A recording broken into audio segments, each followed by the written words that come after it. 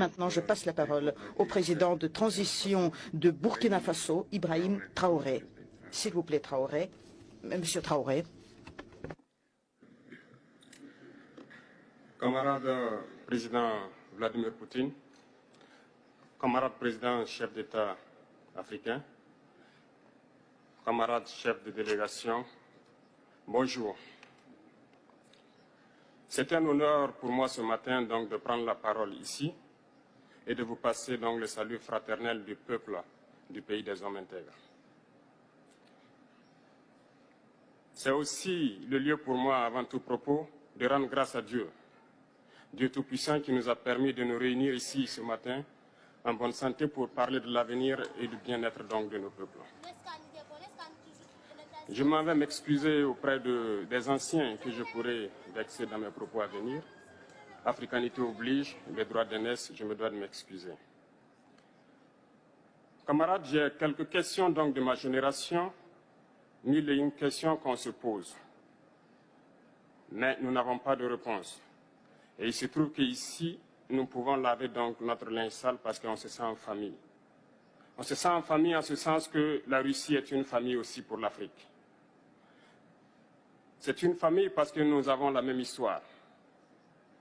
La Russie a consenti d'énormes sacrifices pour libérer le monde du nazisme pendant la Seconde Guerre mondiale. Les peuples africains, nos grands-pères, ont été déportés de force aussi pour aider l'Europe à se débarrasser du nazisme. Nous partageons la même histoire en ce sens que nous sommes les peuples oubliés du monde, qu'ils soient dans les livres d'histoire, dans les documentaires ou films. On tend donc à balayer le rôle prépondérant qu'a joué la Russie et de l'Afrique dans cette lutte contre le nazisme. Nous sommes ensemble parce que, actuellement, nous sommes là pour parler de l'avenir de nos peuples, de ce qui va advenir demain, de ce monde libre auquel nous aspirons, de ce monde sans ingérence dans nos affaires internes.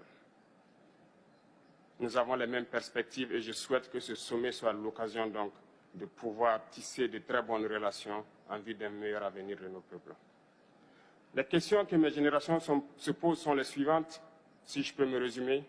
C'est de ne pas comprendre comment l'Afrique, avec tant de richesses sur notre sol, avec une nature généreuse, de l'eau, du soleil en abondance, l'Afrique est aujourd'hui le continent le plus pauvre. L'Afrique est un continent affamé. Et comment se fait-il que les chefs d'État traversent donc le monde à mendier? Voici des questions que nous nous posons et que nous n'avons pas de réponse jusque-là. Nous avons l'occasion de tisser de nouvelles relations. Et j'espère que ces relations puissent être les meilleures pour donner un meilleur avenir à nos peuples. Ma génération me charge aussi de dire que, par ce fait de pauvreté, ils sont obligés de traverser l'océan pour essayer de rallier l'Europe. Ils meurent dans l'océan. Mais que prochainement, ils n'iront pas traverser parce qu'ils viendront devant nos palais pour chercher leur pitance quotidienne. Pour ce qui concerne le Burkina Faso, aujourd'hui, nous sommes confrontés depuis plus de 8 ans à la forme de manifestation la plus barbare, la plus violente du néocolonialisme, de l'impérialisme. L'esclavage qu'on tend encore à nous imposer.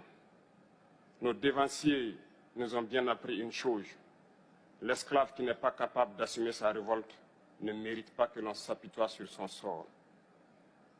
Nous ne nous apitoyons pas sur nos sorts, on ne demande pas que quelqu'un s'apitoie sur notre sort. Le peuple burkinabé a décidé de lutter contre l'île terroriste en mesure de relancer son développement. Dans cette lutte, des vaillants peuples, des vaillantes populations se sont engagées à prendre les armes face au terrorisme, ceux que nous avons affectueusement appelés les VDP, des volontaires. Nous sommes surpris de voir les impérialistes traiter ces VDP de milices et de tout type. C'est décevant, parce qu'en Europe, lorsque des peuples prennent les armes pour défendre leur patrie, on les traite de patriotes. Nos grands-pères ont été déportés pour sauver l'Europe. Ce n'était pas avec leur consentement, contre leur gré.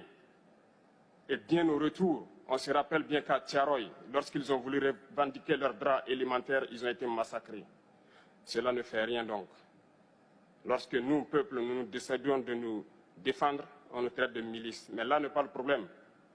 Ce qui est le problème, c'est de voir des chefs d'État africains qui n'apportent rien à ces peuples qui se battent, mais qui chantent la même chose que les impérialistes en nous traitant de milices, en nous traitant donc d'hommes qui ne respectent pas les droits de l'homme.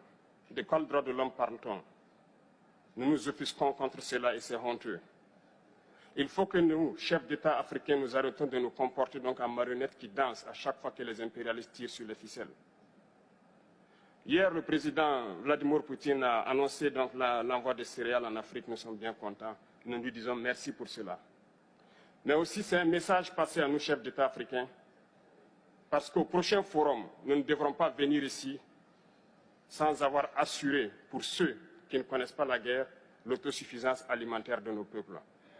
Nous devons prendre l'expérience de ceux qui ont pu déjà atteindre cela en Afrique, tisser de bonnes relations ici et tisser de meilleures relations avec la Fédération de Russie pour pouvoir assouvir les besoins de nos populations. Je ne serai pas peut-être long, le temps imparti est très court. Nous sommes obligés de nous arrêter à un moment donné. Mais je voudrais terminer en disant que nous devons donc rendre hommage à nos peuples qui se battent. Gloire à nos peuples, dignité à nos peuples, victoire à nos peuples. La patrie ou la mort, nous vaincrons. Merci, camarades.